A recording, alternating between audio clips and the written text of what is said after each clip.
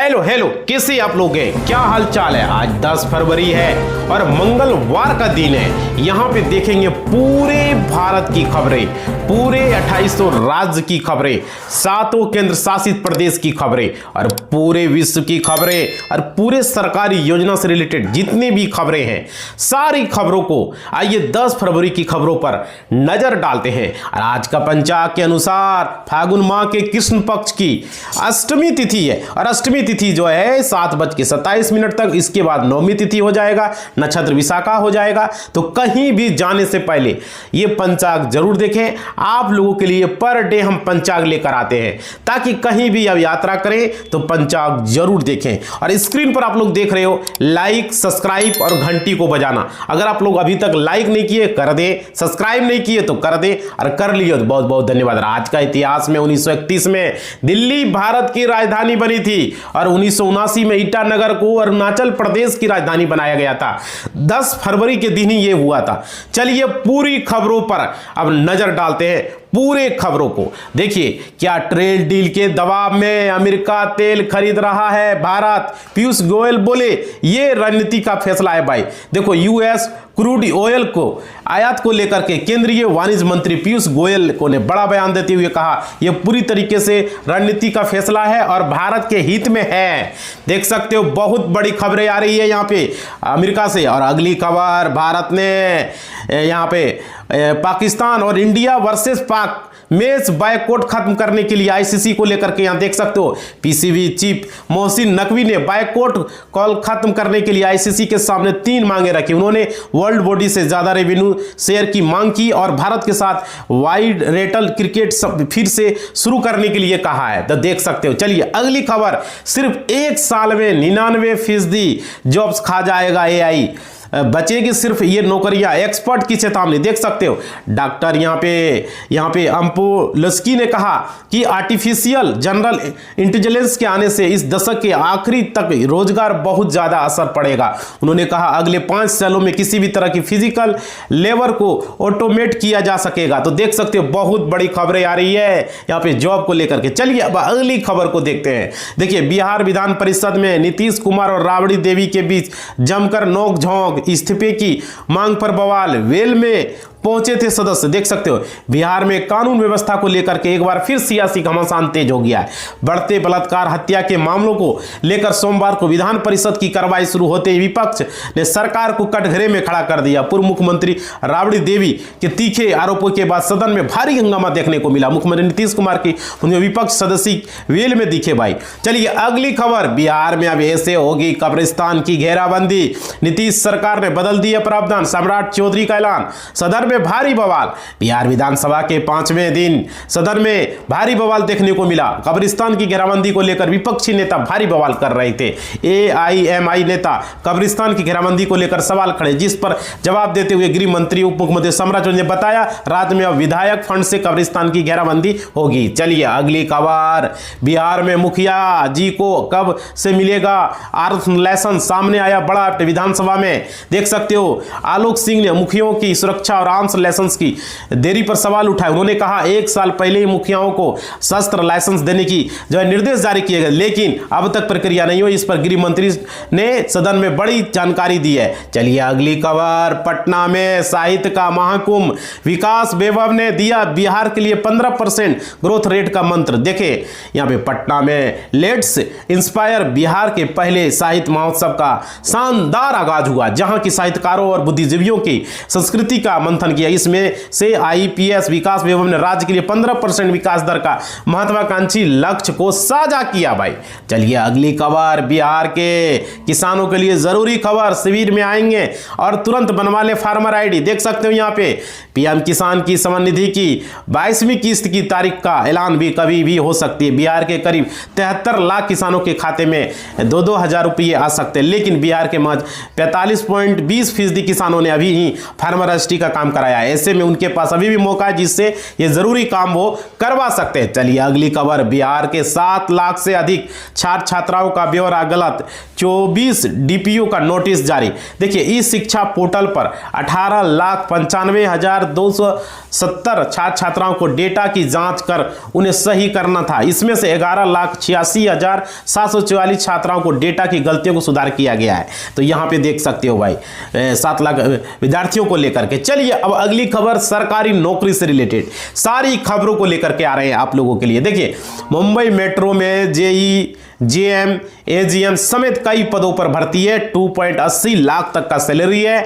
तो देखिए Mumbai metro rail corporation limited ने 2026 में विभिन्न तकनीकी व प्रशासनिक पदों पर भर्ती निकाली। इच्छुक उम्मीदवार 27 फरवरी से 50 वर्ष से अधिक आयु वाले को ही मौका दिया जाएगा। तो यहाँ पे देख सकते हो 27 फरवरी से आप लोगों को मौका मिल रहे, आप लोग आवेदन कर सकते हैं। अगली खबर, Haryana group C phase second भर्ती के लिए पंजीकरण शुरू, 4,227 पदों पर है और 23 फरवरी से आवेदन कर पाएंगे। तो हरियाणा के कर्मचारी चयन आयोग ने ग्रुप सी फेज सेकेंड के लिए 4,227 पदों के लिए ऑनलाइन आवेदन शुरू किए हैं। आवेदन 9 से 23 फरवरी तक किया जाएगा। किसी भी श्रेणी के लिए आवेदन शुल्क नहीं है, चयनित जो है लिखित परीक्षा के आधार पर होगा। अगली खबर, डीआरडीओ में निकली है अपेंडिक्स की भर्ती, डिप्लोमा डिग्री वाले आवेदन करें, इतना मिलेगा वेतन। देखिए डीआरडीओ के ISSA ने अपेंडिक्स की भर्ती निकाली। इस भर्ती में स्नातक, डिप्लोमा पास उम्मीदवारों के लिए जो कंप्यूटर विज्ञान, इंजीनियरिंग या गणित में प्रशिक्षण लेना चाहते हैं, इच्छुक और योग्य उम्मीदवार आवेदन ईमेल के माध्यम से भी भेज सकेंगे। तो ये अच्छी खबर है। चलिए अगली खबर, अमेरिकी कंपनी एंथोथ्रिक्स के 11 AI टूल्स से दुनिया भर के खलबली है। इन 30+ नौकरियों को लेकर के अमेरिका AI स्टार्टअप एंथोथ्रिक्स टूल्स का मकसद है काम को तेज, सस्ता और ज्यादा ऑटोमेट बनाना। अगर ऐसा हुआ तो एंटरप्राइजेस कंपनियां सीधे AI एजेंट से काम कराना शुरू कर सकती है, जिससे ऑटो सर्विसेज को लेकर के। और अगली खबर है रिसर्च ऑफिसर्स की जॉब के लिए तुरंत करें आवेदन। बोर्ड ने वीडियो शेयर कर बताई फॉर्म भरने की प्रक्रिया। बिहार लोक सेवा आयोग BPSC ने हाल ही में शोध पदाधिकारी के पदों पर आवेदन मांगे। आवेदन प्रक्रिया शुरू हो चुकी है जो कि 18 फरवरी तक चलेगी। अगर आपने अभी तक आवेदन नहीं किया है तो समय रहते भाई आवेदन कर दें। आप लोगों के लिए देखिए जॉब से लेकर हम आते हैं। अगली खबर, दिल्ली मेट्रो में नौकरी लगवाने का झांसा देकर युवक से ऐंठे 3.25 लाख, ऐसे बिछाया जाल भाई। देख सकते हो दिल्ली मेट्रो में, गजरोला में दिल्ली मेट्रो में टिकट कलेक्टर की नौकरी दिलाने बहाने एक युवक से 2.75 लाख रुपए की ठगी का आरोपी नाजिम ने रंजीत से पैसे लिए और बाद में फर्जी चेक किए जो बाउंस हो गए और ठगे जाने का आसास होने पर पीड़ित ने पुलिस अधीक्षक को शिकायत की। आरोपी के खिलाफ कार्रवाई अपनी। अभी तक लाइक नहीं किए हो भाई तो लाइक कर दो, सब्सक्राइब नहीं किए हो सब्सक्राइब करो, और घंटी को नहीं बजाए हो तो बजा के ऑल के निशान पर क्लिक कर दो। देखो सब्सक्राइब कर लियो तो बहुत बहुत धन्यवाद। आप लोग भूल जाते हो भाई, अगर नए हो तो सब्सक्राइब कर लो, कर लियो धन्यवाद, लाइक कर लियो तो बहुत बहुत धन्यवाद। देखिए यहाँ पे मिस्टर योगी तैयार हो जाओ। अकबरुद्दीन ओवैसी ने यूपी सीएम को दी एक खुली चुनौती भाई। अकबरुद्दीन ओवैसी AIMI के प्रमुख असदुद्दीन ओवैसी के भाई और पार्टी के बड़े चेहरों से में गिने जाते हैं। वह हैदराबाद की जो है चंद्रयान गुट्टा विधानसभा सीट से लगातार 6 बार विधायक चुने जा चुके हैं। अकबरुद्दीन अपने विवादित बयानों के कारण भी अक्सर चर्चा में रहते हैं। देखिए सरकार ने पेश किया आर्थिक सर्वेक्षण, सपा के विरोध के बाद कार्रवाई कल तक के लिए स्थगित है, यानी कि स्थगित है आज तक। और अगली खबर, यूपी विधानमंडल का बजट सत्र सोमवार यानी कि से शुरू हो चुका है, यानी कल से। और सत्र से पहले सीएम योगी आदित्यनाथ ने मीडिया से बातचीत की। उन्होंने सरकार का एजेंडा बताया और सत्ता और विपक्ष दोनों अपनी अपनी तैयारियों के साथ सत्र में पहुंचे। चलिए अगली खबर, अवैध वसूली में संलिप्त 3 अधिकारियों पर गिरी है गाज, तत्काल निलंबित किए गए हैं। देख सकते हो यहाँ पे खबरें आ रही है। हरिमपुर जिले में अवैध वसूली के आरोप में 3 अधिकारियों को तत्काल प्रभाव से निलंबित कर दिया गया है। निलंबन की यह कार्रवाई मुख्य विकास पदाधिकारी एवं अपर जिलाधिकारी हरिमपुर के 2 सदस्यीय जांच समिति की जो है आधार पर की गई है। तो ये बहुत बड़ी खबर है। चलिए इस्लामी अगली खबर, ताकतें बढ़ी है, विरोध के